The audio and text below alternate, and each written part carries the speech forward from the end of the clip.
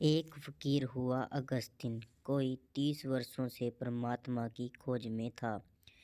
भूखा और प्यासा, रोता और चिल्लाता और प्रार्थना करता, एक क्षण का विश्राम न लेता।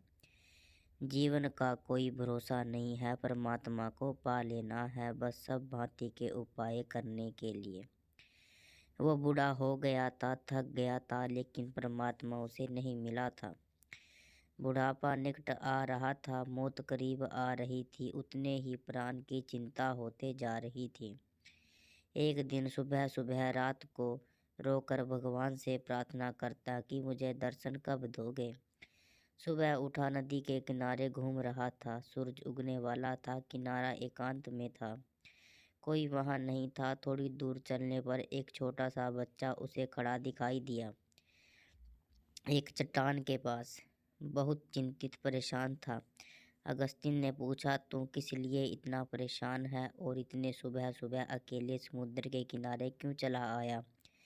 उस बच्चे ने अपने कंधे पर एक झोली टांग रखी थी। उस झोली में से एक बर्तन निकाला, छोटा सा बर्तन। उसने कहा, मैं परेशान हूँ, मैं इस बर्तन में समुद्र भर लेना चाहता हूँ, लेकिन यह समुद्र भरता नहीं है। उस बच्चे का यह कहना था कि मैं इस बर्तन में समुद्र को भर लेना चाहता हूँ।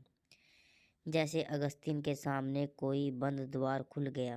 वह एकदम जोर से हंसने लगा, रोने भी लगा। तो उस बच्चे ने कहा, आपको क्या हो गया। अगस्तिन ने कहा कि तू ही नासमझ नहीं है, जो एक छोटे से बर्तन में समुद्र भरने चला। मैं भी नासमझ हूँ। मैं अपनी छोटी सी बुद्धि में परमात्मा को पकड़ने चला। मैं अपने छोटे से मस्तिष्क में सत्य को पाने चला। अगर तू नासमझ है तो मैं भी नासमझ हूँ।